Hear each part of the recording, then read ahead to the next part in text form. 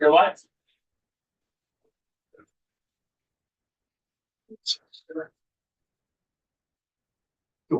Senate Education Committee, April 8th, back after a short break at 3:15.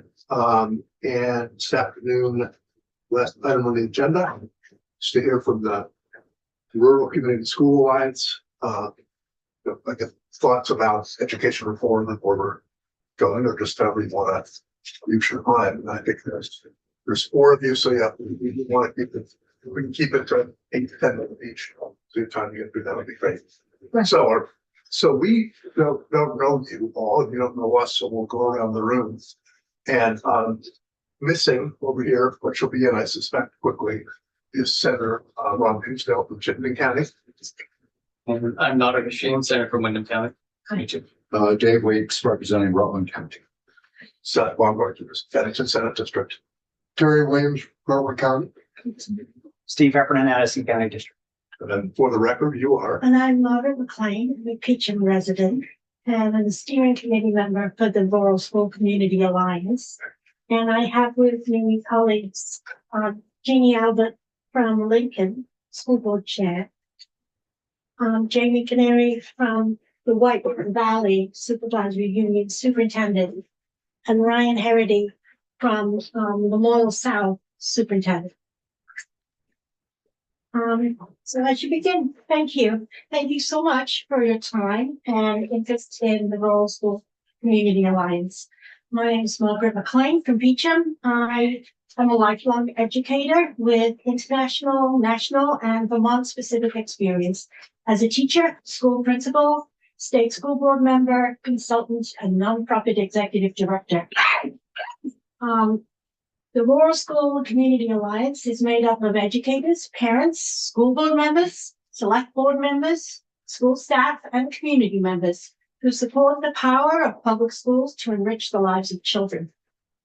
We formed the Alliance in January because we were committed to advocating for the value and importance of community public schools for our children and for a democratic voice in decision-making about their future. Our analysis and recommendations are grounded in experience in Vermont schools, research, and consultation with national leading education researchers who have rural-specific knowledge. We believe that education transformation requires a clear shared vision and process. Transformation can be created from above or imposed from outside. To be successful, it can be developed and needs to be developed in partnership with Vermonters. This is a kind of a flaw in the planning for the transformation that's currently taking place. We believe you have a mandate to look at the funding system and the taxation that was set by Vermonters with the rejection of school budgets last year. That is specific to the funding and financing of education and wasn't necessarily a mandate towards transforming the whole system. We think the legislature should seek a balanced response to the question, how can Vermont provide an excellent public education system that prepares children for success, supports families and thriving communities, and is delivered at a cost hardworking Vermonters can afford?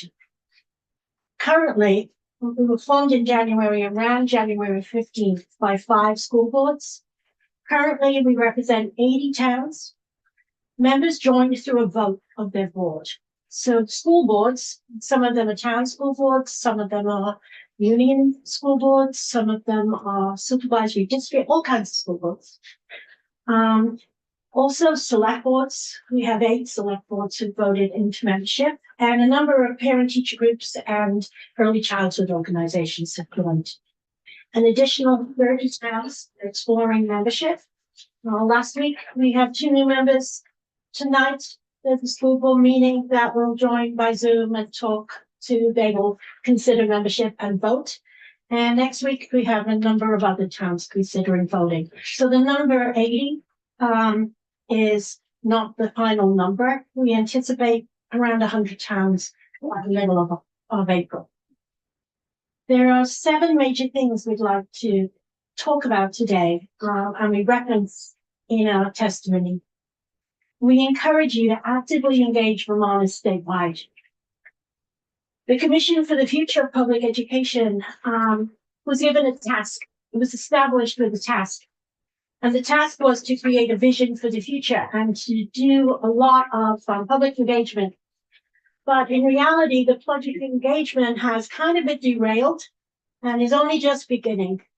And we think that's important to support.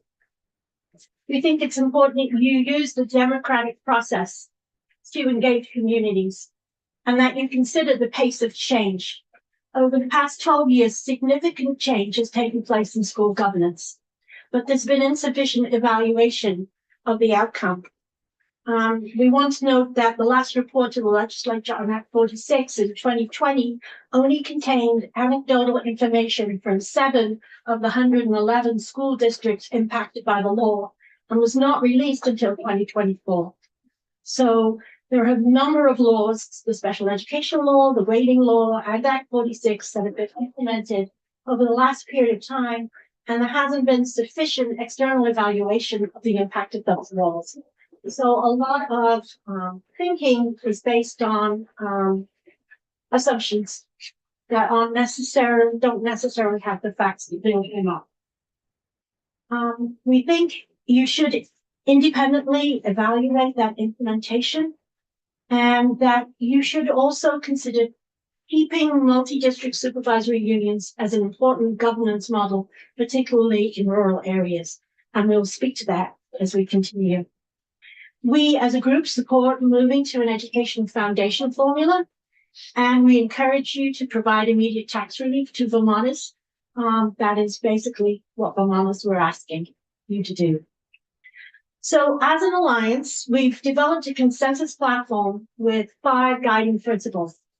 And I'm going to speak to the first 3 of those guiding principles. I'm not going to read everything. And then I'm going to pass it to my colleagues who will speak to the others. Our first guiding principle is that young children should be educated close to home. And in rural areas, accessibility of public education is an issue. Nobody wants to stay young children on buses, particularly for extended periods of time. And we feel accessible schools for young children create that synergy where schools and communities thrive together. And without schools, communities have a much more difficult time thriving. Family life requires these days to have accessible schools in rural areas, and that this is a vital element for young children. So we are opposed to regional elementary schools of 300 or 450 students that are not close to any community, and we are supportive of community schools for young children. When a school has unsustainable enrollment, we recognize that future planning is essential and that community should investigate different options. A community that had a viable elementary school with declining enrollment may be on the edge of viability. At that point, they need to have a community process to discuss what to do. And there isn't one answer to that. You need to look at census, you need to look at affordable housing, you need to look at how attractive is your community to young families. You need to look at childcare, you need to look at preschool. You need to be a town that is welcoming for young families. And you have to plan for that future and take steps towards it. In my town, for example, 5-6 years ago, we opened a 0 to 3 childcare center in the church basement. It's affordable. Families can take their babies there and go to work. And then in our school, we have preschool for 3 and 4-year-olds. Then we have a K-6 school. If our K-6 school becomes unsupportable because of enrollment, we think it's boosted up by the fact that our town is attractive to families if they can afford to buy a home there. And that may be an issue that we also need to address. In fact, we actually are addressing that with some affordable housing that's coming to town. This isn't the time to abandon communities that are having issues with So sustainability. you talked about 5 pillars. Which one do you want? I'm on number 1, Okay. and I'm gonna go Yeah, okay. quickly. And Through which them. town are you from? I'm from Peacham, Margaret McLean. So this isn't the time to abandon communities because they're failing in some way. This is the time to help them reinvent and emerge stronger. And we hope you think of it that way, as a way to support communities and education. We have some concerns about the minimum class sizes in House Bill H454. We're unsure about the reason for minimum class sizes. We can infer it maybe because they think it's useful for staffing targets, but it's really important if that's the case that educators have flexibility in how they look at numbers. And we would suggest 3-year rolling averages of total school enrollment divided by core teachers to get an average class size. We don't know that it's helpful to have specific numbers for specific grades. And we're unsure if the purpose of minimum class sizes is to do a metric to decide if a school is unsustainable. And if that's the purpose, we think that it is insufficient because it's just one factor that you need to look at if you have an unsustainable school. There's multiple factors you need to look at, such as cost and quality. Cost and quality trump numbers of children in kindergarten. If you have a cost-effective school that has quality outcomes, and you have average enrollment that meets a target, then you're in a different place from if you have X number in this grade and X number in that grade. So we're wondering about the purpose of minimum class sizes, and we think that in the current version of the law, it's unclear what the purpose is. So guiding principle 2 is middle and high school. And we do feel that older children are better able to travel longer distances and can benefit from larger schools. Currently, we have a mix of approaches to this. We have K-6 schools, K-8 schools, we have distinct middle schools, we have 7 through 12 schools, and we have 9 through 12 schools. We don't all need the same to provide equitable opportunity. Equity and quality are not the same. What we need are clear standards and expectations for educators and for students to meet. Local flexibility to meet those clear standards is what the goal would be. We don't need to promote uniformity necessarily to meet those clear standards around quality and cost. We used to have in Vermont a public school approval process that was standard-based, where we had visiting teams come to a school and assess how the school was doing against all the standards, gave schools a stay for 3 days, they gave the school a report. They said, here you're clearly meeting the standards, here you're exceeding the standards, here is where you need to work. That was a valuable process as it was clear outside look at our school with feedback to show where we could improve. That was gone by the wayside, and I think it's something that we're missing these days. And then the third principle I'm going to speak to before passing this on is this issue of closing schools. Closing schools does not fix our problems. It can create damaging new ones. We acknowledge that you can have unsustainable schools where they may need to do something differently, but you need to be clear about school closure. How we approach school closure as a state is really important. And the statements I'm going to read are based on research. So we have input from national experts on this topic. Closing schools is damaging to children. They experience a loss of connectedness with their peers and community. They face increased mental health challenges. In the short term, they have lower test scores and more behavioral issues. They face negative impacts from declining family and community engagement. Closing schools impacts equity. Research find that students experiencing poverty, students of color, and those with special needs are most negatively impacted by school closures. School closures increase absenteeism and truancy rates among students. That's been documented nationally, and I have talked directly with a number of principals in Vermont who are receiving students in their school from closed schools. And they also indicate that there is increased absenteeism, higher truancy rates, and a lack of participation in after-school activities and decreased parental involvement. Vermont's not an exception to national trends when considering these real issues are essential. Closing schools, this seems counterintuitive, but closing schools does not necessarily save money because you're not eliminating children. Children from closed schools need an education. They have to go somewhere else on a bus. And national research shows that per pupil spending tends to increase post-closure, while anticipated cost efficiencies from economies of scale really materialize. School closures generally only demonstrate savings if they're accompanied by significant staff layoffs. But if staff transfer with students to the school they're being sent to, then the savings don't amount to anything. Transportation costs increase, and often people are promised wider opportunities from school closure, but they cost money too. And empty public buildings need to be maintained by the town. So school closures tend to result in the redistribution of where money is spent rather than direct financial savings. Closing schools also negatively impacts communities. There is an abundant research on the issue of where schools are closed, pointing to depopulation, declining home values, eroding social capital, and problems with attracting and retaining families. So we understand and we would agree that unsustainable schools should look at closure.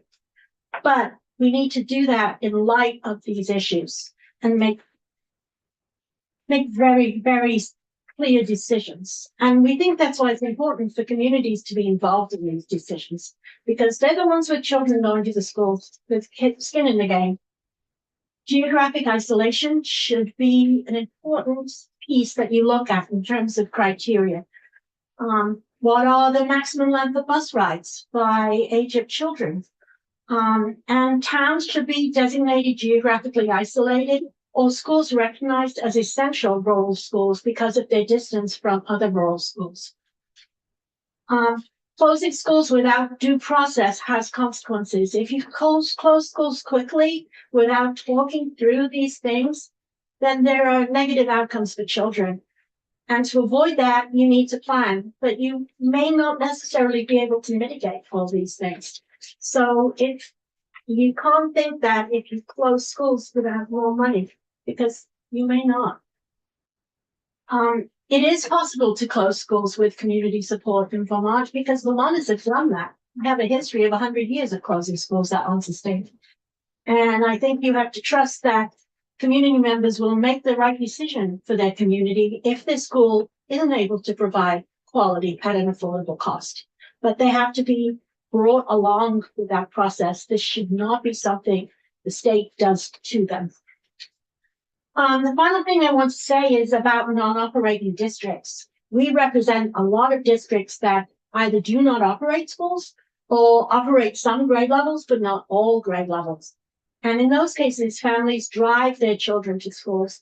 And as schools close, non-operators become more and more isolated. So where they go is important to them. There is the risk of creating education deserts with school closure. When you look at Essex County, when you look at the Northeast Kingdom, and when you look through the spine of the mountains. So you have to be careful. Bill here is from the community of Stockbridge. He has a small K-6 school, but he receives children from Hancock and Granville, whose school is closed. If Stockbridge closes, where do the students from Hancock and Granville go? They have to go even further. And parents go in lots of different directions, so you can't assume they all go one way. They go where their employment is, they go where their families are, they go all over the place. So this issue of non-operation is important. Finally, clear, achievable goals for improvement of equitable and accessible education across Vermont should be established prior to consideration of the number and type of districts we're going to have, supervisory unions and other central services. Thank you. So I'm going to pass on my colleague here, Jamie, who is from White River Valley Supervisory Union, and he's going to speak to his job as a superintendent in that supervisory union and to the topic of governance. Do you want to ask questions now, or do you want to wait till the end? Do you have any? Want to wait till the end? I'd wait. Okay. Okay. Yeah. Just make a note Yeah. of questions if Okay. you've got them, so Yeah. you don't Thank you. forget them. Thank you.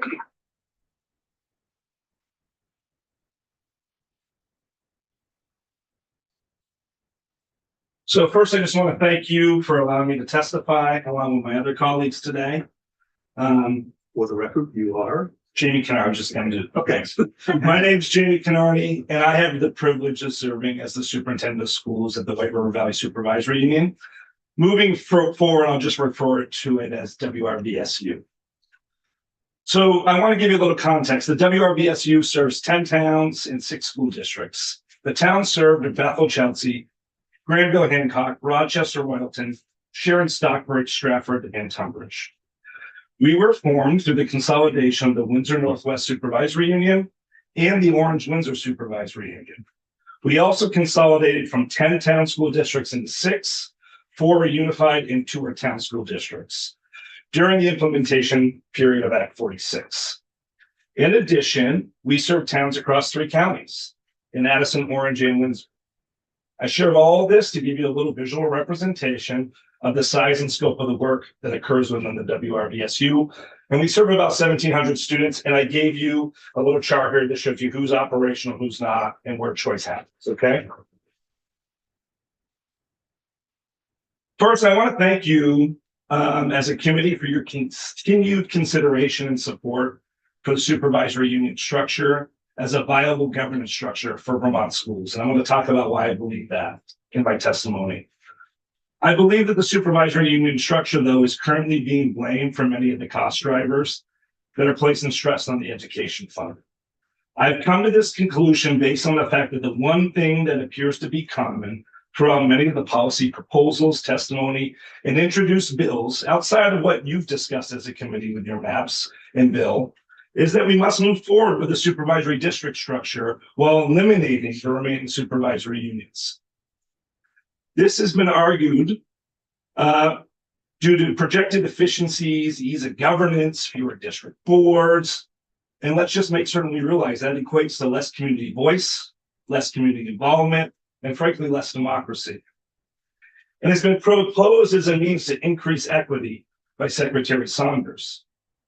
I, for one, as a superintendent of the supervisory union, have significant concerns that these proposed mega districts, for Vermont standards, are going to dismantle the essential work that has been done via bills that you've approved, flexible pathways, personalized learning, and Act 67 community schools work, which we as a district were one of the first recipients of.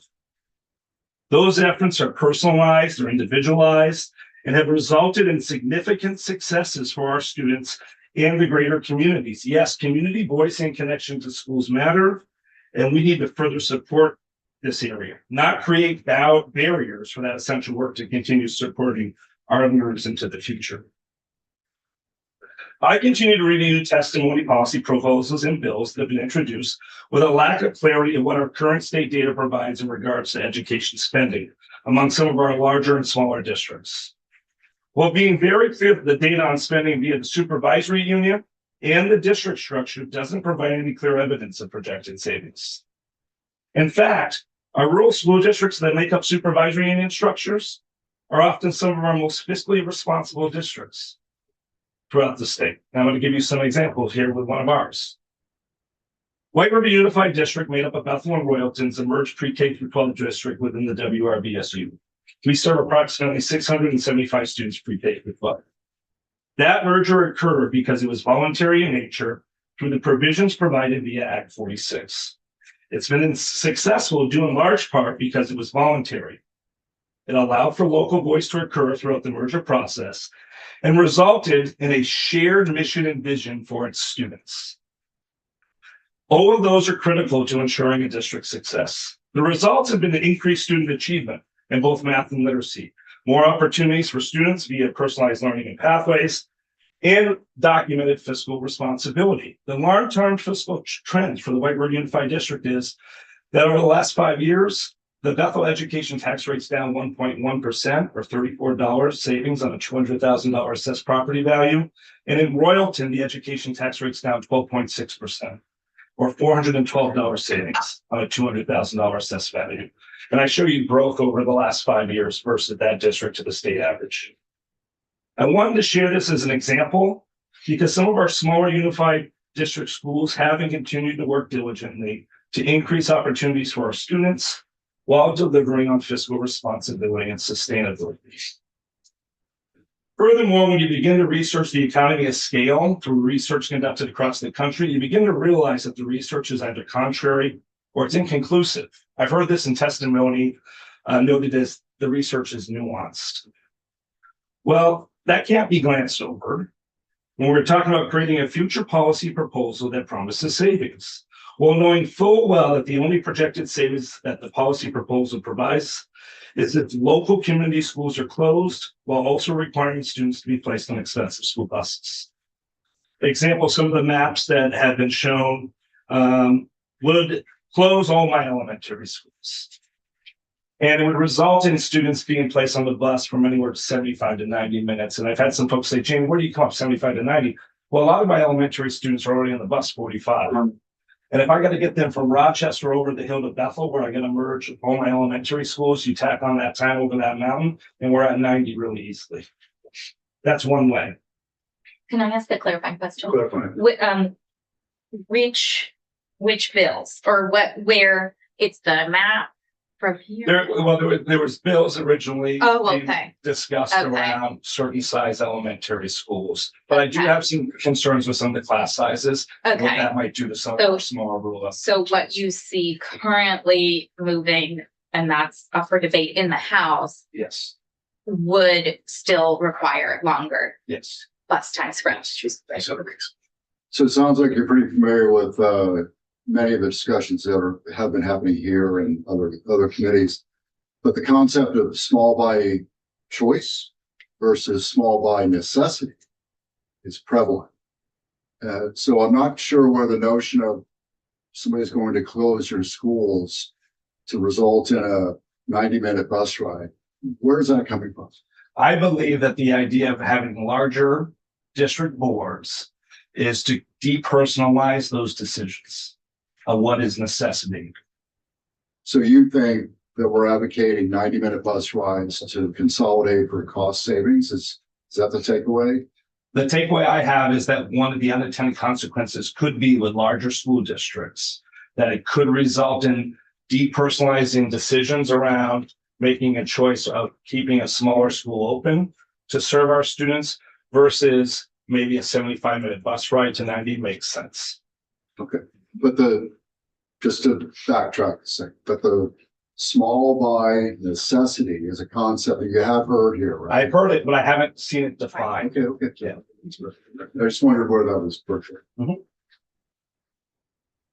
So one of the concerns I have though too, speaking of that, is that if a family chooses to move to a town that requires their 6-year-old to be placed on a bus for more than 75 minutes, I don't know if they're going to come.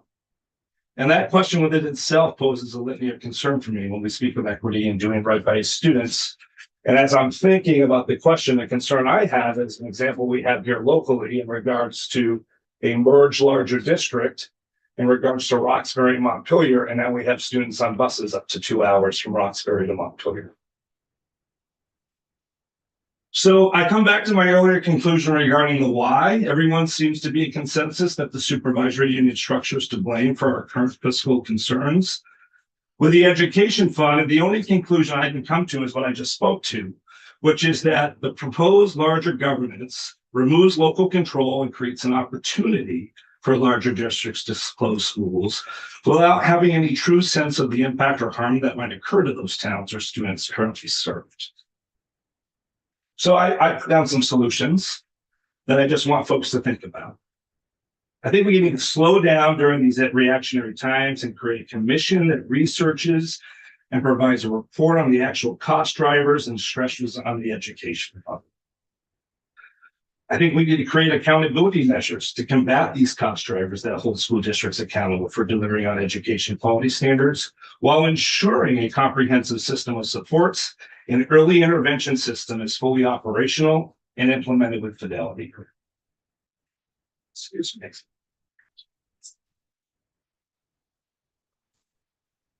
I think we need to create a plan of stability and sustainability that looks at the broader picture of an interconnected framework of health and human services and the agency of education that focuses on preventative and proactive models of student support instead of reactionary measures that result in increased spending. Provide for a funding system that has accountability measures built in it. We think that's important. And finally, work closely with the field and task your field experts with creating proposals that work best to support students while creating efficiency and sustainability. And I want to conclude by just acknowledging I'm a product of our public education system. I'm a first-generation college graduate, was raised by an incredibly hardworking farm family. I attended Linden State, Castleton State, where I was provided an opportunity to receive my college education while being supported by my teachers and professors as an individual. Hence why I'm so incredibly passionate about the importance of community school work.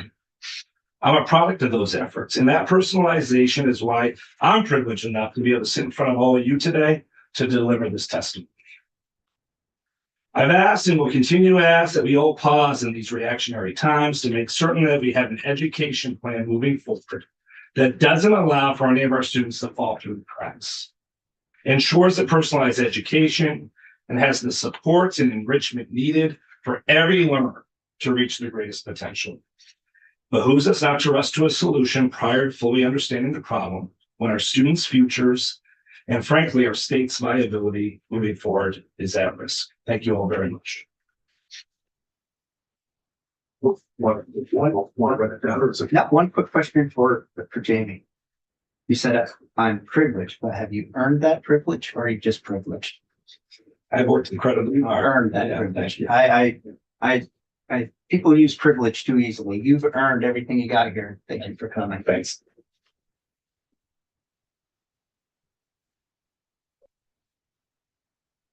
Hello. Thank you. My name's Jeannie Albert, and it's a pleasure to be here. And I want to mention that it's always nice when the second word is the wrong word. I wrote good morning, but of course, good afternoon, and thank you, Chair Bongartz, for the opportunity to testify today. And thank you to each of the members of this committee for your thoughtful efforts. I live in Lincoln and serve as chair of the Lincoln School District Board. I'm a lifelong educator and retired professor of mathematics, most recently at Middlebury. As we've heard already today, RSCA advocates for the importance of rural community public schools and for a democratic voice in decision-making about their future. The rapid expansion of our newly formed organization demonstrates that concern for the future of public education is alive and well in Vermont, and that folks in rural school districts across the state want their voices to be heard. The Alliance celebrates this expression of civic activity, especially in a time when strengthening democratic engagement is as important as ever. My testimony today focuses on recommendations in three critical areas: governance, the foundation formula, and tax reform. That's what the written testimony is about. I'm not going to read all of it or even touch on all of it. I'm going to focus primarily on governance because I know that's really the purview of your committee. And I do have a few items I'll speak to about the foundation formula as they relate to governance. I won't be speaking today about tax reform, but it's of course a really important topic, and for completeness, I included it here. With respect to governance, the first point I want to make is the importance of allowing the Commission on the Future of Public Education in Vermont to continue its work, including the essential public engagement provisions. In particular, to not rush to make sweeping changes to our governance structures before their work is completed. We believe that thoughtful, appropriate changes in our funding system can bring about meaningful and positive change on its own, and will be a significant undertaking requiring sustained focus. Vermonters have asked for sensible changes to our education funding system, not wholesale restructuring of schools and governments. That said, if changes to our government structures are considered in the future, we want to urge use of the multi-district supervisory union governance model, as my colleagues have mentioned. I'm going to just speak to a few of the some of the research related to why we believe it's an effective and viable model. In particular, the importance of questioning assumptions about the benefits of additional consolidation. A recent report from the University of Vermont professor Daniela Sutherland states that there's over 100 years of research on the outcomes of school and district consolidation, yet there's no empirical consensus that consolidation results in reduced educational costs in rural areas.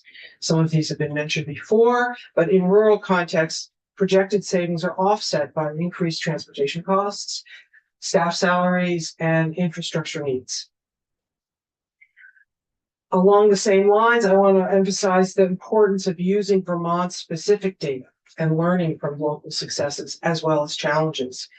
I've included here on the next couple of pages analysis and some charts describing Vermont-specific spending and cost data as it relates to district type, school district type, or supervisory union type, size of supervisory union, and number of schools, and school closure.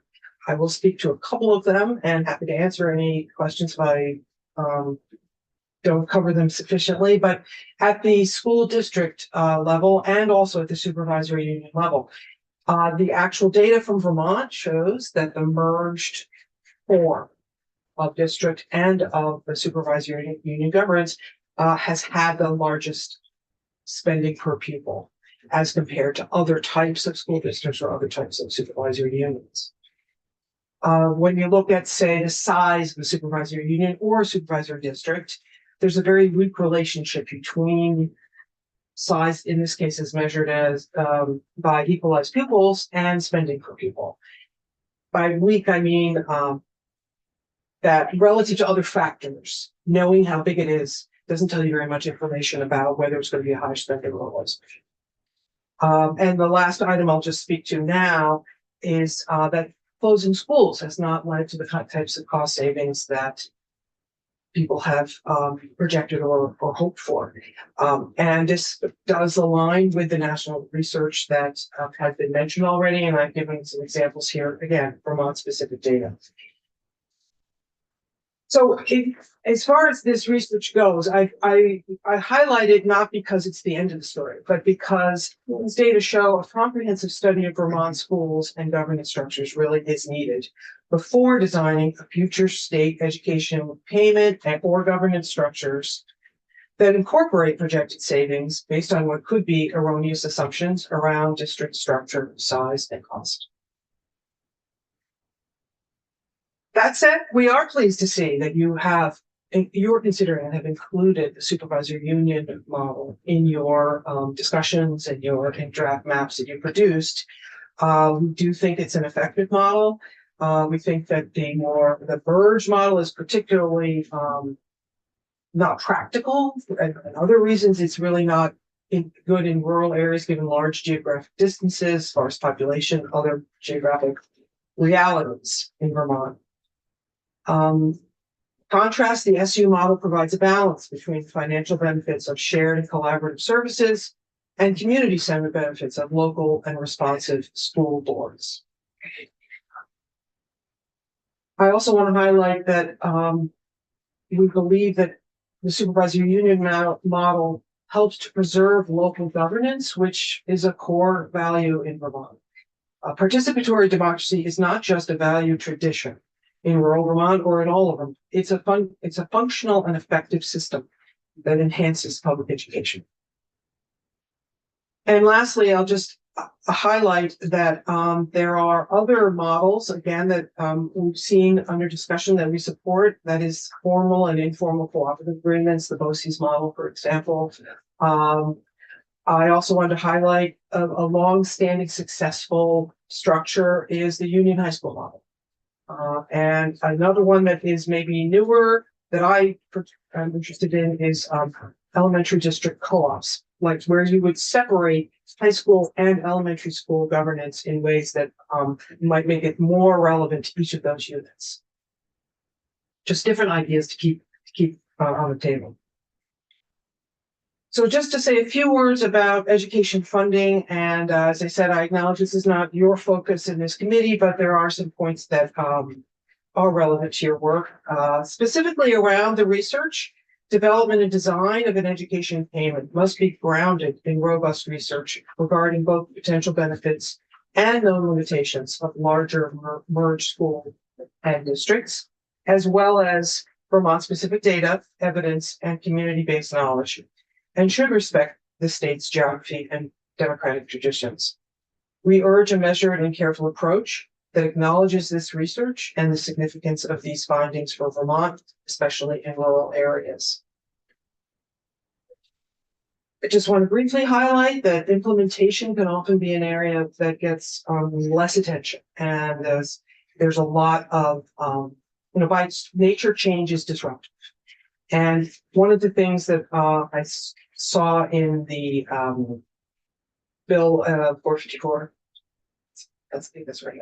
So 544. The transformation. Yeah, coming from House Ways and Means. Yeah, they built in contingency planning about how not. Some of it's related to the inflators that they are using, which I thought was promising, but also just the way that the provisions would be enacted, like rather than having dates certain for implementation, having them pegged to other things having been put in place before the next step can be implemented. I thought that was a wise thing to do and would apply for other types of change. And finally, the foundation formula certainly has to be crafted with a full commitment to meeting the requirements of Brigham, while recognizing and celebrating that such opportunity comes in many forms. We were particularly interested in the fact that school size shouldn't be used as a primary determiner of educational opportunity. In other words, that we do acknowledge, we share the goal of improved educational opportunity, and we believe a state payment might have the potential to distribute resources more equitably. But at the same time, we recognize and celebrate that equity of educational opportunity comes in many forms, and that this diversity is a strength for our state.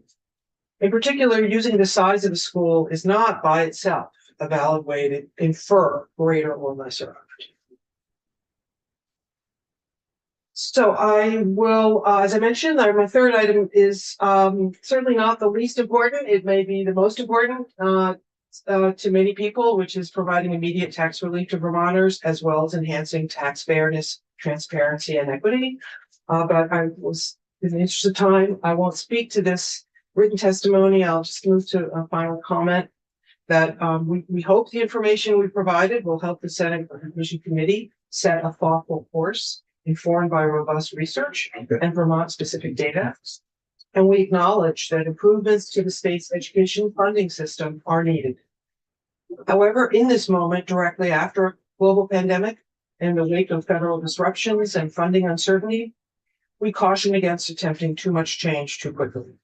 Implementing large-scale changes to our governance structures, whose benefits are not supported by research or Vermont evidence, while at the same time undertaking a complete restructuring of the state's education funding system, could further destabilize our education system and negatively impact students and communities. Thank you very much. So I have one Yes. quick question going on here. A lot of the testimony I've heard so far,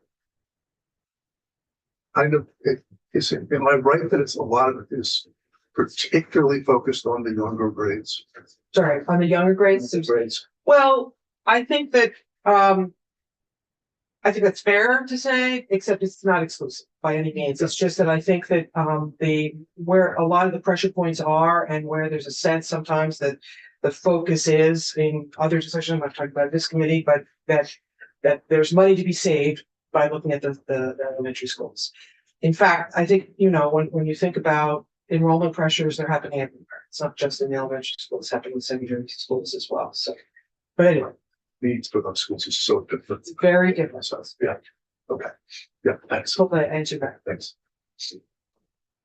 Thank you again.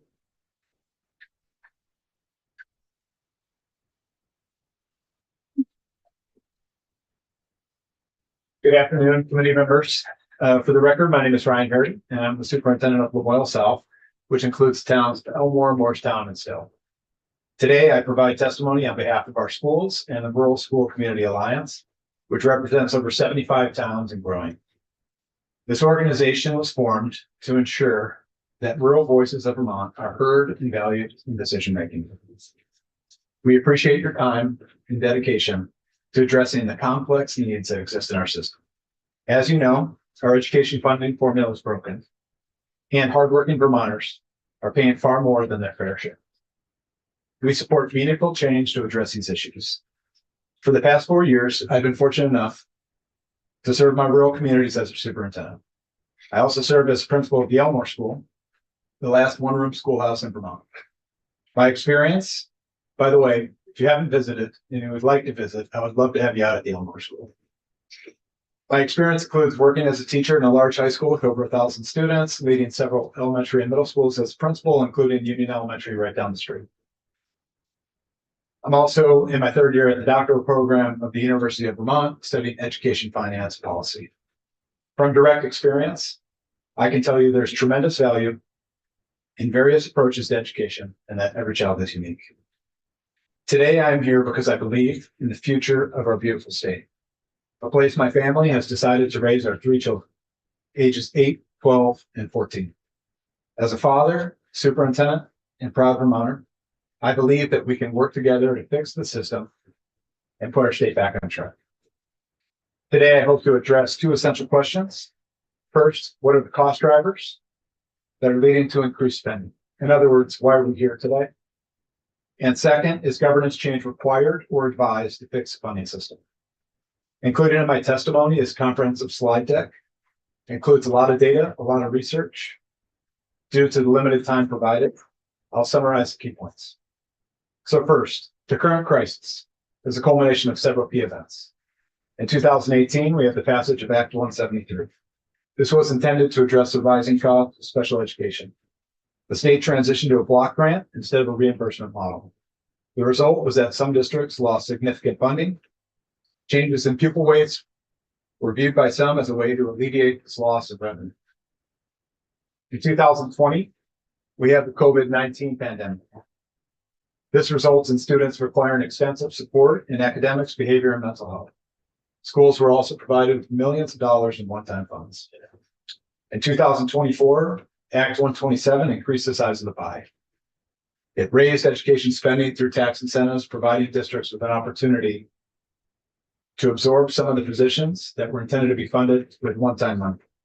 Districts also use these funds to address significant infrastructure needs. This combination of legislation, rising healthcare costs, increased student need, and lost COVID relief funding resulted in the largest increase in education spending on record. The property tax impact, as you know, resulted in 1/3 of Vermont school budgets being defeated. We do not believe that school district consolidation is a solution to this problem. The education finance system can be redesigned without completely disrupting Vermont's governance structure. The research on district consolidation is highly concerning. Consolidating districts has been shown to increase expenditures, lower property values, lower average attendance, decrease parent engagement, and more bureaucracy, decrease civic participation, negatively impact student achievement. There are a lot of references that are included in my testimony, also linked in the slides, including recent studies.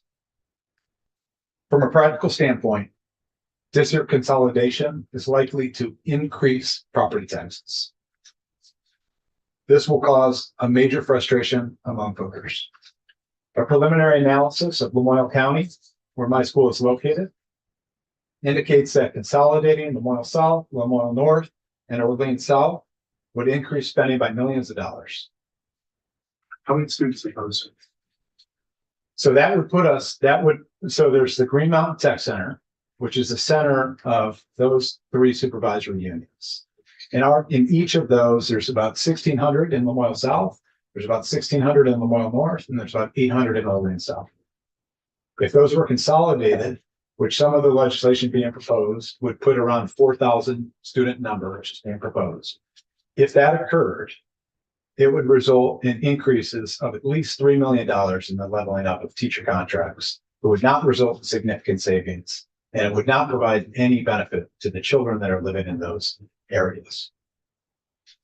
Local residents. Did you do any similar analysis? Because Memorial County doesn't have any straight lines either. Like, did you do analysis of longer bus rides or transportation? Yeah, I mean, similar to Jamie, my students are already on the bus for an hour. Yeah.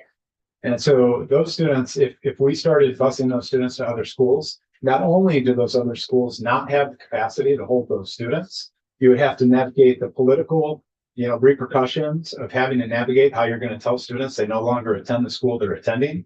We have one school, People's Academy. It's in very good shape. It has had excellent maintenance over many years. We have another high school, Stowe High School, that we have not been able to pass bonds to fix that high school. We have significant capital infrastructure needs. People's Academy cannot hold all Stowe High students. Stowe High cannot hold all People's Academy students. There's not an easy solution that would not require a significant capital investment. So that is just looking at teacher contracts. We're not talking about paraprofessional contracts, front office contracts. We are not talking about all of the leveling up that would increase property taxes if we decide district consolidation is the answer.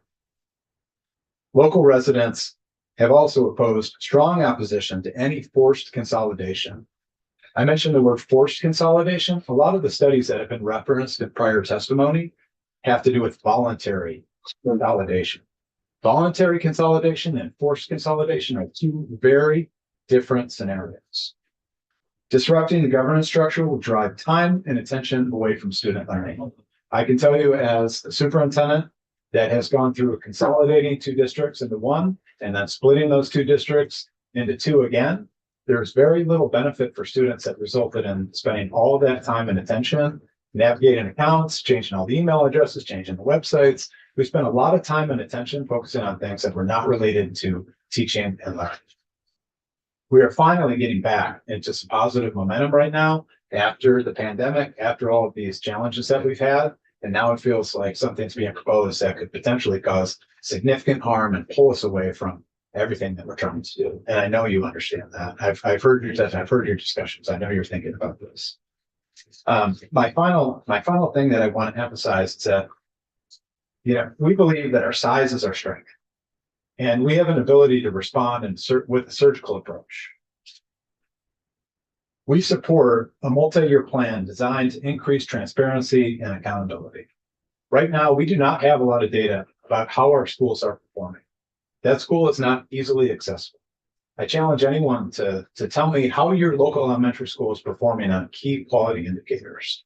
How can you find that data? How can you make a determination about whether or not a school is providing a good return on investment, or a school needs to be consolidated, or a school is not a good return? I can tell you the Elmore School has 15 students, has one teacher. Some people may say it should be closed based on necessity. I can tell you it provides very high quality education for those students. They have some of the highest scores in our district. It operates very efficiently. It's one room. If those students had to consolidate to Morristown Elementary, which is within a reasonable distance, we would have to hire an additional teacher at Morristown Elementary due to enrollments. There is no cost savings or minimal cost savings that would result in making that change, and potentially significant impact on students in the community.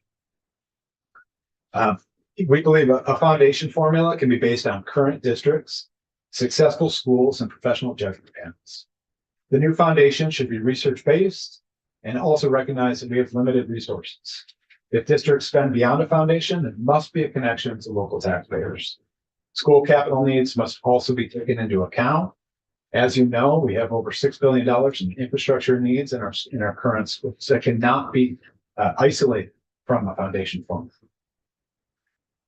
And finally, we need to protect taxpayers. We need to stabilize the system. I think that's what taxpayers are asking for. They're asking for the system to be stabilized.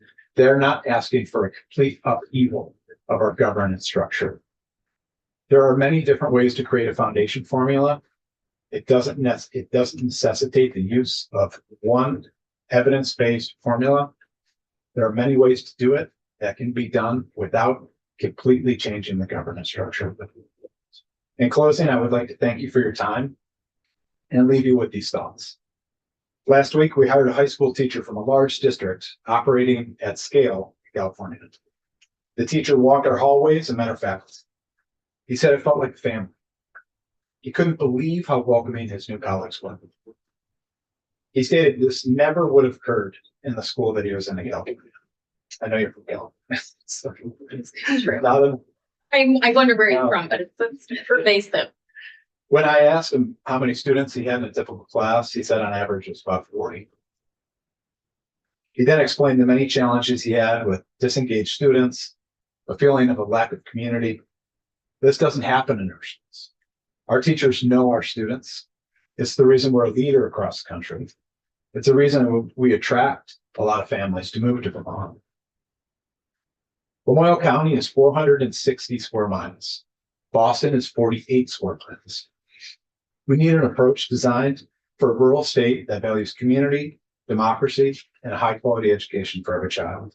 Instead of planning for failure, we need a vision filled with hope and optimism. Attracting families and growing our economies is how we will future-proof Vermont. Thank you.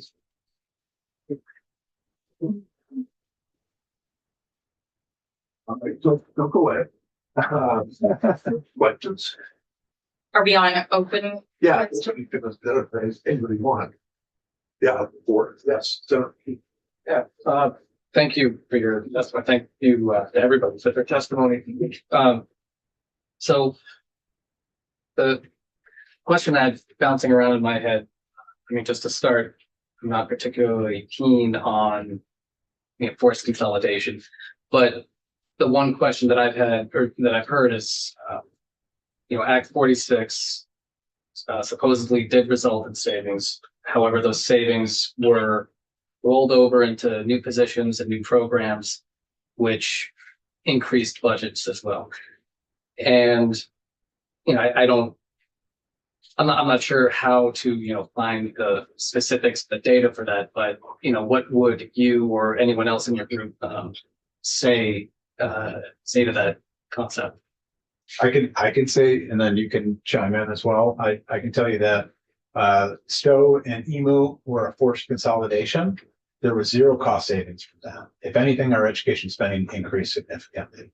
We had already consolidated all of our costs at the supervisory union level. And so in other words, we have central office, we were consolidating special education, our teachers were already on one contract, we were sharing professional development services, we had already achieved the economies of scale that we could. And so there really were no cost savings, but there were a lot of costs associated with the time and energy it went into consolidation. I don't know, Jim, do you want to add anything? Yeah, I mean, it's why I try to highlight the White River Unified District, because that was a voluntary consolidation. And, you look at their residential tax rate over time, and over the last 5 years, I mean, their taxes have gone down. And if you look at our budget increase on that slide I provided, we're lower than the state average.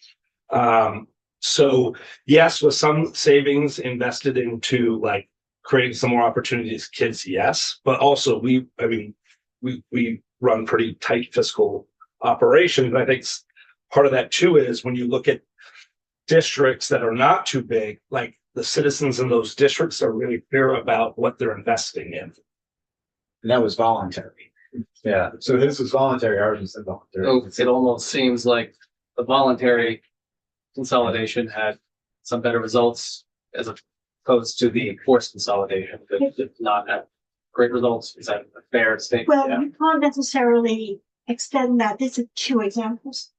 And there were 119 districts involved, and only 7 districts were ever looked at with anecdotal information. So you need to evaluate it. You need to have researchers at UVM who do a lot of studies and what they do, like they did in Maine with their consolidation, to show independent evidence of where are the successes and why were they successful, and where was the spending, where's money spent, saved, what was money saved, the whole thing, because it's different in every district. Your district was forced into consolidation, but has approached it collaboratively.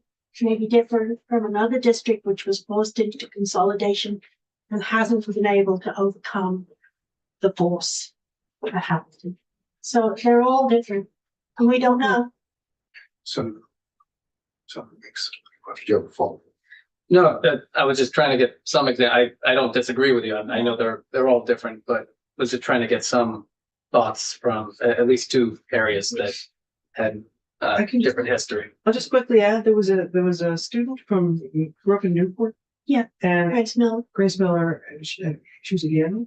Yeah. Yeah, she was at Yale, and she did her senior thesis on this question: did Act 46 save money or not?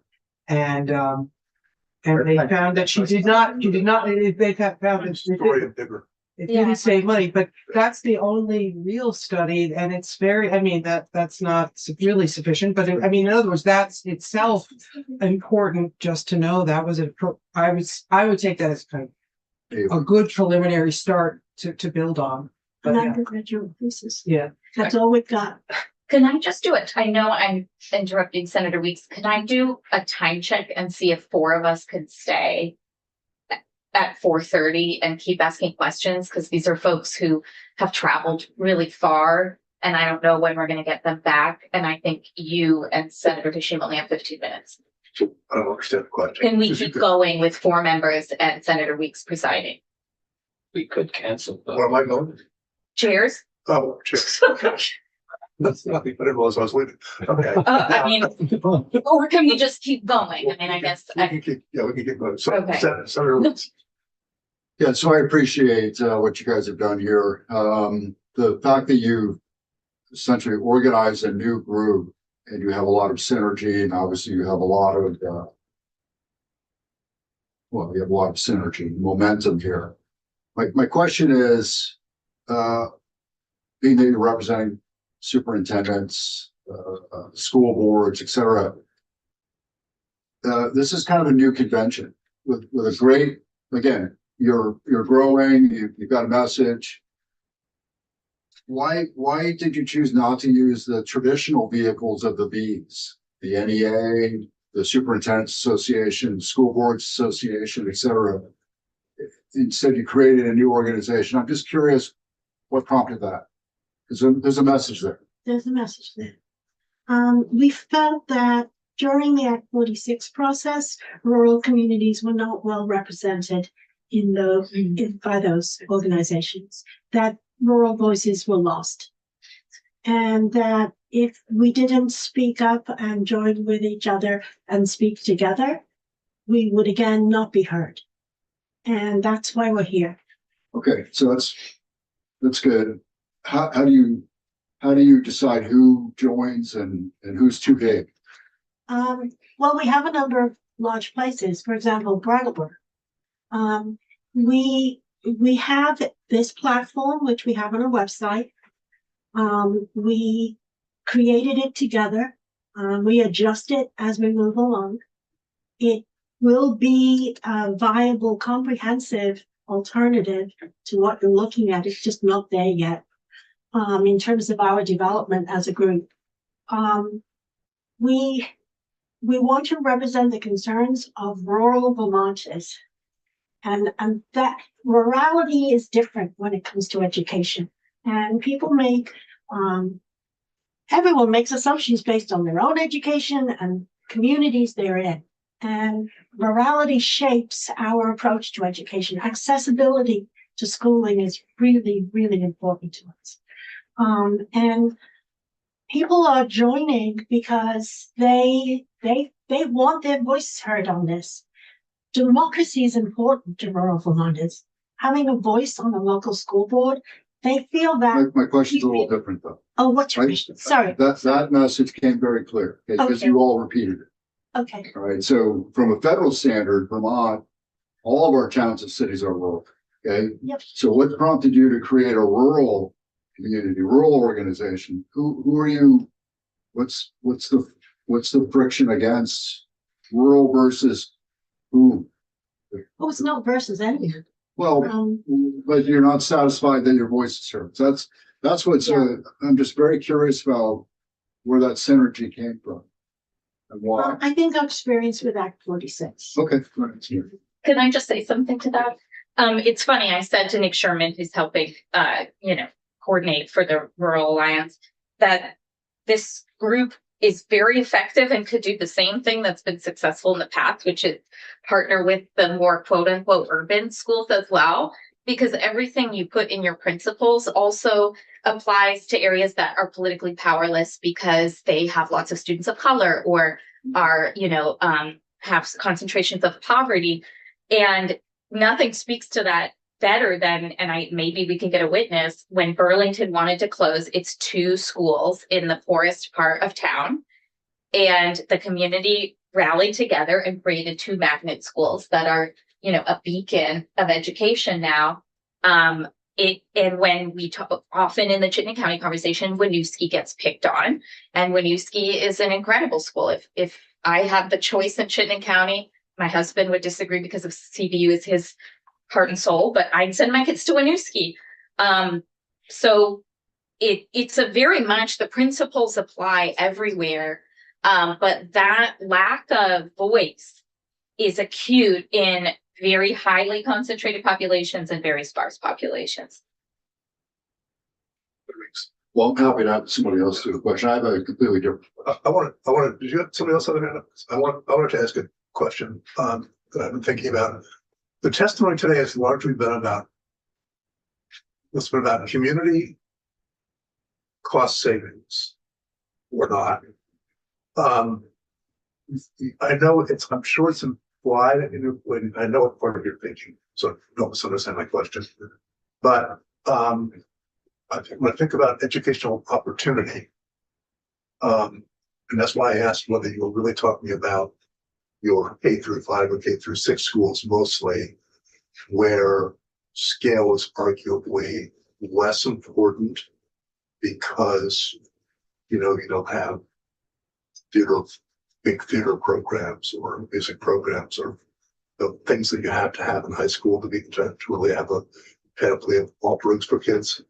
So what would do you differentiate your testimony at all as it relates to K-6, whatever it is, K-5, K-6, and the notion of community schools, walkability, very easy access, like those kinds of things, to when you're talking about high school, and whether the need for scale is different in elementary and high school? I'll say something and then you can add on. I think that every community is different, right? And so when I think about a similar question was asked by the Ways and Means Committee and about high school and about comparing high schools and opportunities and how we define, what are the opportunities that we're hoping for our students. And I think, my response to that is going to be the same as I give to you now, that community defines what the qualities are that they want for their students. And when you put students on a bus for an hour and a half, that's a major impact on families. Let's assume we all agree about that. That there's a certain point at which And I was wondering who's implied that we're going to put kids on buses that long. Well, if there's an arbitrary number that says, if their high school is below a certain enrollment, then that's not at scale. And so that school shouldn't be in existence and you should send your students to another school. If that is what is implied, or that is which is actually in the House bill right now, there's a number that's, I believe, 450. It says if 6 through 12, your school is now 450, then, that doesn't meet the minimum. Well, when we start looking at that in our community, we have 2 high schools that have between 220 and 240 students. If we closed one of those high schools, we don't have room in the other high school to fit these students. And if we bused those kids to another high school, that would be an hour to an hour and a half. So that impacts their after-school opportunities, their extracurriculars. We have, 90% of our students right now participate in extracurricular activities. I guess that's. Yeah, in our platform, we have that secondary students are able to travel more and can benefit from more opportunities, but it looks different everywhere. This is Ryan's community. Jamie's would be different again. in terms of how the high school sections work. My community, we only operate through grade 6. That school is the heart of our community. We may not as well have a community if it's gone. And after that, there is choice, but it's choice. It's in rural locations, choice defined by accessibility, because there isn't busing. So it's where parents can go with their children. In Caledonia County, there are only 3 choices at the high school level. There's St. John's Free Academy, there's Linden Institute, and there's Danville High School, which is a community high school, part of a K-12 school, community school. They're different animals altogether. And some children, that small high school is the right choice. For others, the opportunities available at Academy is the right choice. My town, they get to make that decision. It's different. So having any one-size-fits-all solution impacts Vermont totally differently depending on how you operate on the ground. That's why one-size-fits-all solutions don't work. That's why Act 46 was problematic from day one. I happen to agree with you about once it's all. And I also think that there's no such thing as a single school that's the right school for every kid. It's not possible. Yeah. So I do, I'm sympathetic to the notion of having opportunity, though. I will just not push back, but just to have a full discussion here. You talked about the needs of community needs for their kids or identified for their kids can be different. I think we also, I would posit for discussion. We also have to be careful, though, that the community isn't actually thinking about the needs of the parents almost and the community, because they're so attached to that school for identity, and they actually forget about what is really going to provide the best opportunity for their kids. And they may not, those two things may be different sometimes. Yeah. And I'm not suggesting you're saying that at all, but I just want to put that out there. We're having a full discussion here. Because I think It's fair. opportunities for kids is what we're looking for here. Yeah. So I'm sorry.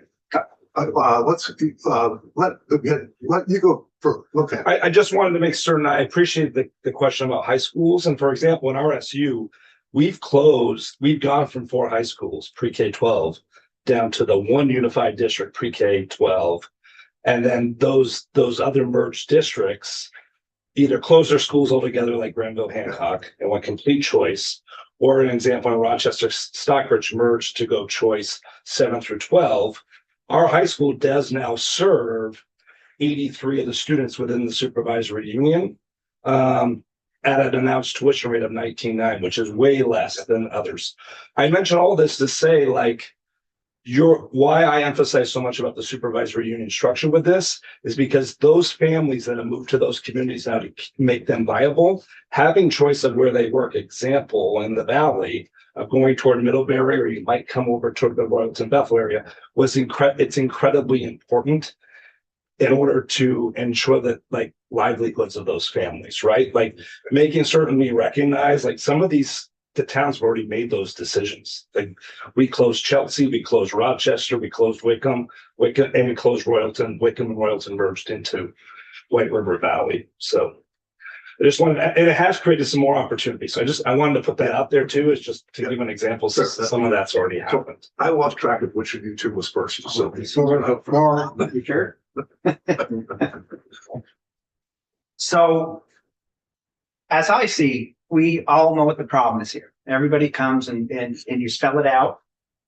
And I see recommendations for solutions, but I don't get any clear answers back from any of the V's and any of the Rural Community Alliance. And that's troublesome for me, because it's like, we have doctorates, we have masters, we have bachelors, we have all these people that are experts in this field that are on boots on the ground. And for me, it would be that you send back a proposal that you all agree on, that we have a map right now. It's 9, and it at least gives us a place to start. We've all come in and just give us all kinds of recommendations, but then say, here's what we're thinking. If I truly believe that there is savings from going from 119 districts down to whatever number we count, because 10% of their, they say 5% is normally admin in that. Yeah. So, and let's say the average is 30 million is the average school, like Mount Abe and Middlebury, and they're about 30 million to run them. So is that roughly where you are, 30 million to run your high school, or higher, lower? Lower. Okay, so I took an average of $1 million. So that's $119 million in closing that we're spending on administration in districts and in whatever the SU spend. So more than likely there is some savings there. The legalities of it is going to be very expensive to do as well. So that's where, when you say, is it cost effective? So that was my question. Can you as an alliance get together and say, here's what we're really thinking, rather than it just, here's where all the problems are, here's some suggestions. We all know what has to happen here in Vermont, and trying to get on the same page is going to be like herding cats. It's a tough job. And listening to my fellow senator over here of wanting to get professional input, that echoed well with me. And it's like, you are the professionals. Yeah. I've been up to Lincoln School and watched how they operate. So Sorry, I wasn't able to be there when you. that's all right. It shows that if you're a viable school, I don't see the state shutting it down. And I don't, there's a lot to this. I would just like, as a senator who wants to do right by my voters and my students for sure when it comes to school first, but I want answers back from the people in the field, not just here's what some suggestions. I'm happy to just make some remarks about that, because I really do appreciate that. I think that's something that, knowing that would be helpful, there would be several of us who would be very happy to try to do that. And have already thought about it. It's not like it would be brand new, but just kind of come up with some alternatives and the rationale behind it. I think many of us have thought about various elements of it. So if that's something that would be helpful to you, or that you would accept in a return, we could bring back to you, or. And there, just one thing, and that'd be my questions for the day. What I really want to understand is, like, I hear a lot of people, well, if we just lower our constituents' property tax, they'll be happy. And my constituents are not. They know that education is costing way too much, and that's where we need to find the savings, not just lowering if we get education down, it will lower, but just like everybody said, a little bit of relief and they'll be happy. And it's like, no, because that relief won't last. A good school system that makes some of our best students will be the answer.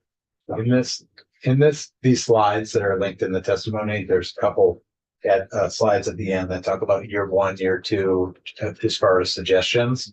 We have not vetted those out in detail because they require a lot of data and modeling.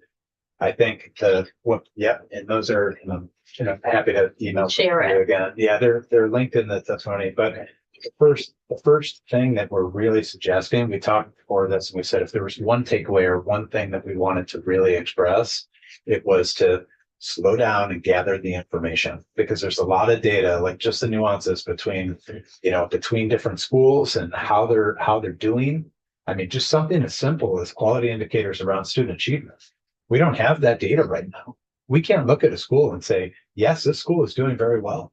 And this is all the data we have to show whether they're, our spending data. You look at other states and what they provide, Massachusetts, what they provide in their data platforms around, a quick glance at how school districts are doing. It's much more transparent. So it's Senator Williams and Senator. Sorry, hey, Terry, can I just ask him to clarify? That's just a real short question. We don't have the quality data, or it's personally protected information that isn't releasable from a school perspective, or we're doing all this testing. Why don't we have quality data?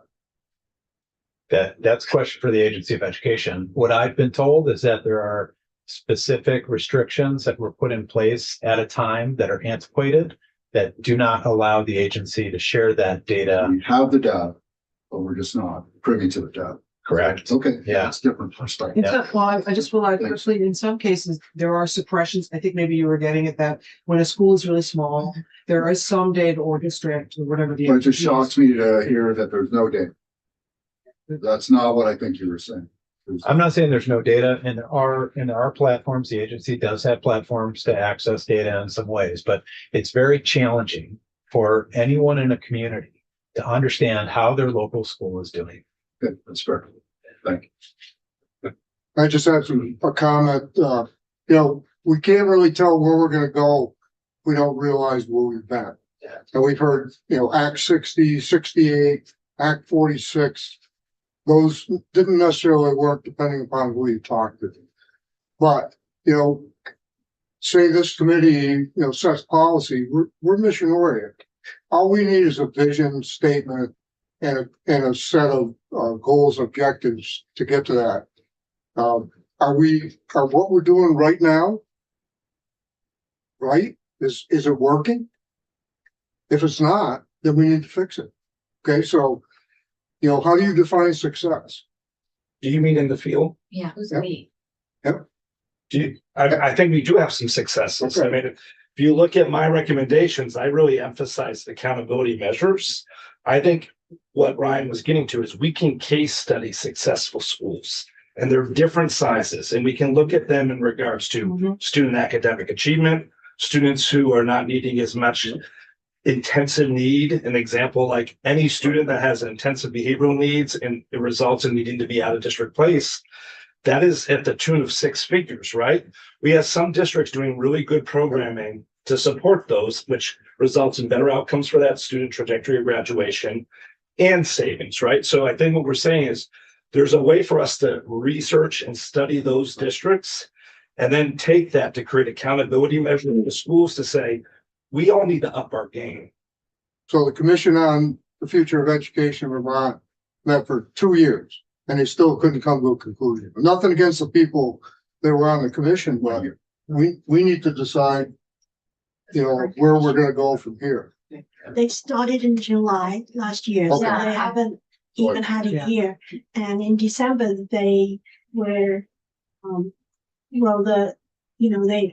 they weren't able to present what they were thinking about, and then the governance plan arrived. And the governance plan could have been used by the committee if they'd known it was happening, but it wasn't, it just landed on the table in January. So if I had my way, I'd bring all the superintendents together and we would sit down and we'd come up with a plan. And we would work it out, what's worked and what hasn't. And you're the representative of your districts. All right, so I don't know if that's possible, but I'm not gonna do it on my own. Yeah. We gotta have input from people. That was one arm, anyway. Right. So Senator Bishing, I think gonna go to it, but Senator, we said quick. I just had a follow-up from, and then Senator Bishing. the question of accountability. I get that. Okay, so my wife's a headmaster in a school. She's accountable. Cost, performance, sustainability, and it's private. So when it goes sideways, that's her job, right? She starts looking for another job. Who's accountable? Who are you recommending being accountable? Accountability is just a term, but when you say you need people to be held accountable, what does that really mean to you? I think it's district boards, and district boards are holding superintendents. And I mean, I'm proud that we have a model in my SU where the board's goals and my goals are outcome measured in regards to academic achievement benchmarks. I'm supposed to be meeting annually. There's real specific outputs in regards to recruitment of students that they're holding me accountable to. And so I think it starts in regards to governance around the board, but then the board's really clear that they're holding me, the superintendent, the CEO, accountable to meet those benchmarks. And my evaluation is tied to those benchmarks. I have another answer to that, if that's okay. I just want to add, because I also see it as in this realm of kind of thinking for the problems that we can solve. Right now, I mean, I gave data about districts that, maybe spend more or less than others based on their type.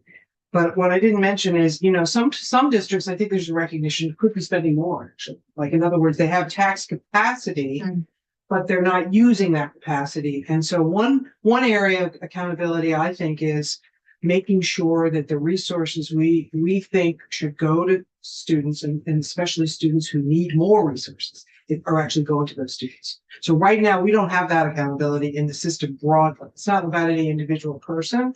It's more about, do we know that when we say, okay, students who live in poverty, we want to have more resources for them because we know that they need it. We don't know that that money is really getting to those students right now. That's the kind of accountability I think is really important too. That's all. Senator Hershey. I'm all set. And we used to have this public school approval process. Yes. So it was led by the Agency of Education, but it included people from the field, from different roles in the field. And they would come to a community and stay for 3 days. Okay, so we heard that. I'm going to interrupt you just for a second, because are you saying that there's no school quality program now that the AOE exercises with?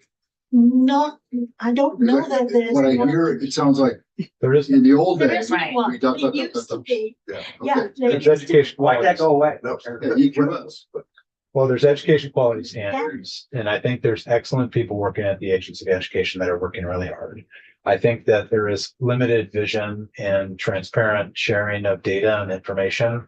Jamie and I talk consistently. We both agree that accountability, transparency is a good thing.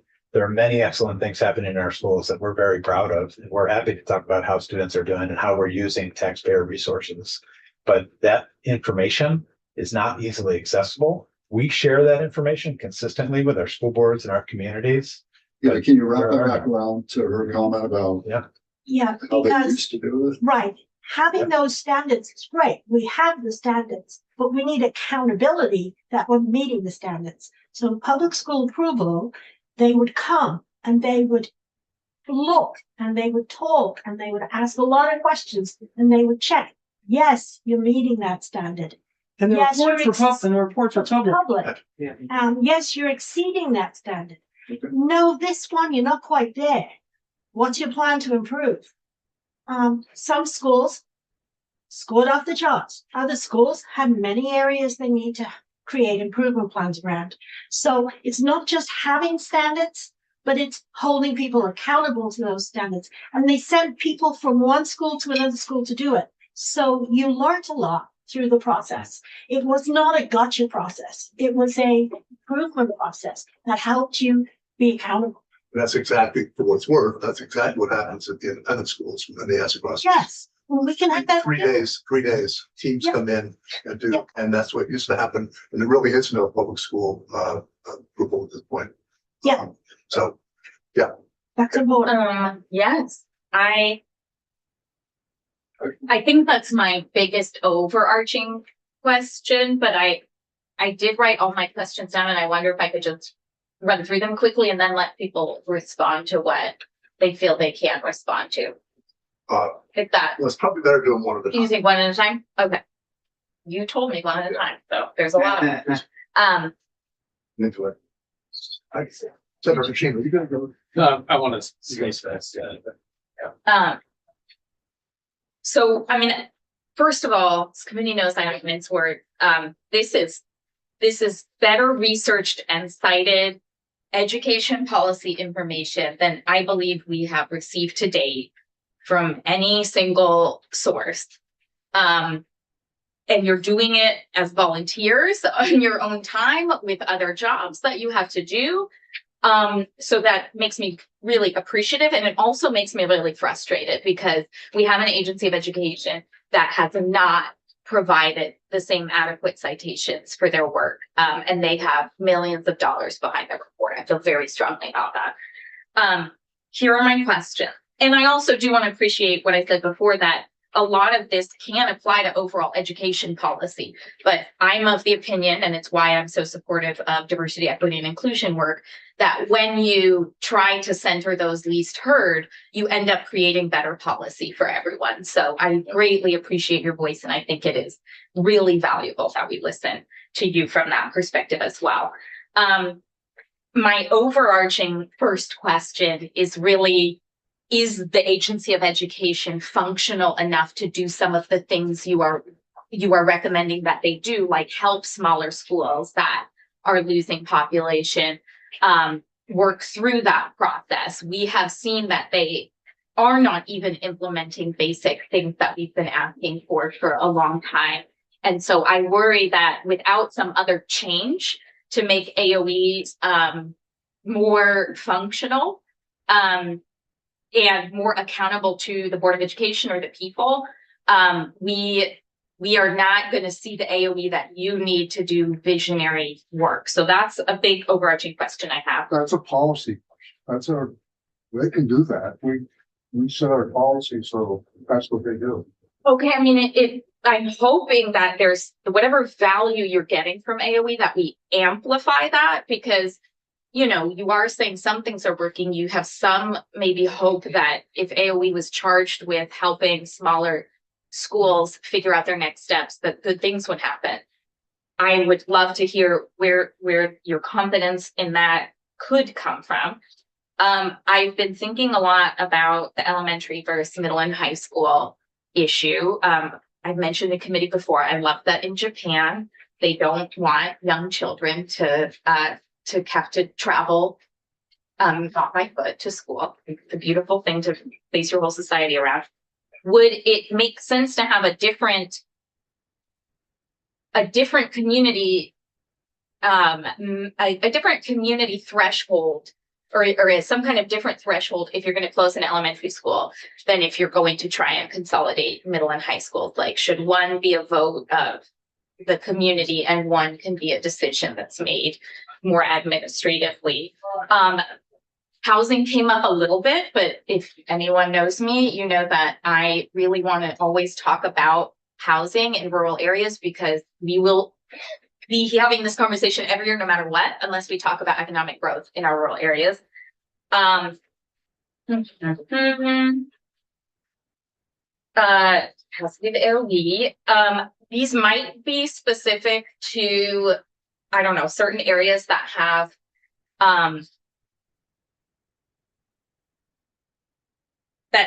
a lot of second homes, or just have different, there are rural places where one of the problems is there's just not the same year-round population. And I think they face unique challenges. I'm looking at Stowe. And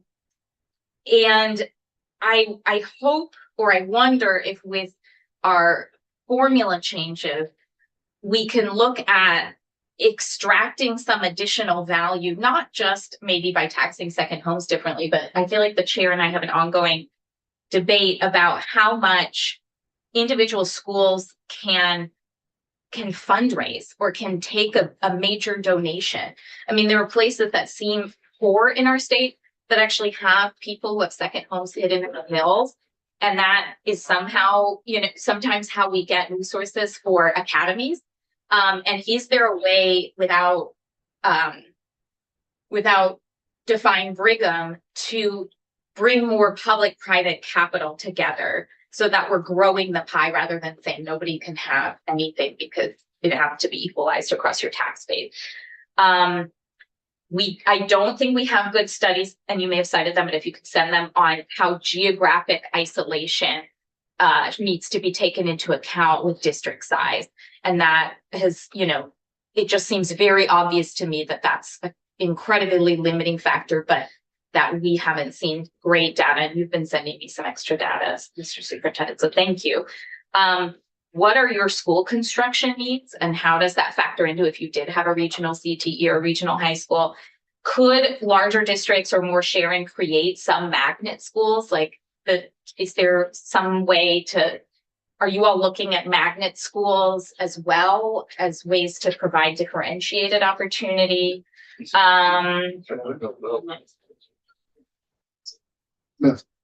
Senator Bowman, so Yeah, are you expecting these guys to answer all these questions in the next? I think we're talking to some of the, I agree. cream of the crop here, so That's Or like, you just throwing it out there to get information back to us. it could be either one. I mean, we can all list a dozen questions for this very accomplished group. We can definitely respond to these questions. I can start if you there. send them to me. Yeah, I mean, I think some of us probably have some immediate thoughts. right. In terms of rural schools, community schools are the main value. Magnet schools nationally, I did work for the Rural School and Community Trust, so I've done a lot of national work in rural states. I did that for 15 years, and magnet schools are not as successful in rural areas because of distance, and it fractures community. And community is a strength in Vermont, and sense of place. Growing up in community can be an asset, and that has long-lasting influence on children. For example, in my town, we have three select board members and two school board members who went to the school, and left and went internationally for university and came home because it was the kind of place they wanted to raise their children. So, community is really important, and magnet schools are more difficult in rural communities. So I think they can work perfectly in the setting you have them. So that was the one thing that stood out for me, but you may want to respond to other questions. I definitely would like to think about some of them because they're really good questions. And I wouldn't have maybe the most thoughtful response, but I did want to say relative, because it's come up a few times, the sort of divide or the different ways to think about the questions around elementary schools and the questions around middle or high schools. And I don't know that this won't be, in fact, I know it won't be a full answer, but one of the things that occurs to me is, first of all, just that, there can be just an incredible sense of pride in either. So it's not a question of, that people feel more strongly about their elementary school than they do about the high school. The issues are different because of the age of the children and the things you mentioned. I've been to Japan. I know what you're talking about there. But in general, the issues are, it's a developmental thing about being in community with the whole family, and the smaller children. There's certainly no less sense of pride in high school. But I'll just offer, I don't know, I'm interested in it. I don't know how useful it is. I feel like in some ways we've come this couple of generations from when the union high school movement happened. When there was a time when all the towns also had their own high schools, or many of them had their own high schools. And in say this, I'm going back to the 1960s, way before I was born. But anyway, and then there was a sense, I think, and again, I'm not an expert on this, but there was a sense that we could do better with the high schools, and that they maybe weren't financially as viable. Plus, the times were different. The population was growing then. There were other differences, but the union high school movement came, and I'm sure it was a difficult choice, but I think there was a lot more sense of optimism about moving to these bigger. So I just wonder if something can be learned from that movement, because I think it's the fact that we are now at a point where a lot of those buildings are not in very good shape. It's the same buildings. They've obviously, some of them have been upgraded, but we're in a similar moment, but at a different time, where thinking about how to, I think there are more opportunities at the middle and high school level just based on the developmental age and the fact that having expanded programming or different kinds of programming really has that extra value that's just different than at the elementary school. I don't know if that's helpful. And I would just add, you had several really good questions. And I think all those different questions down to housing, impact on homestead versus non-homestead, ways to generate additional revenue, thinking about option taxes. There's a lot of different things that can be discussed.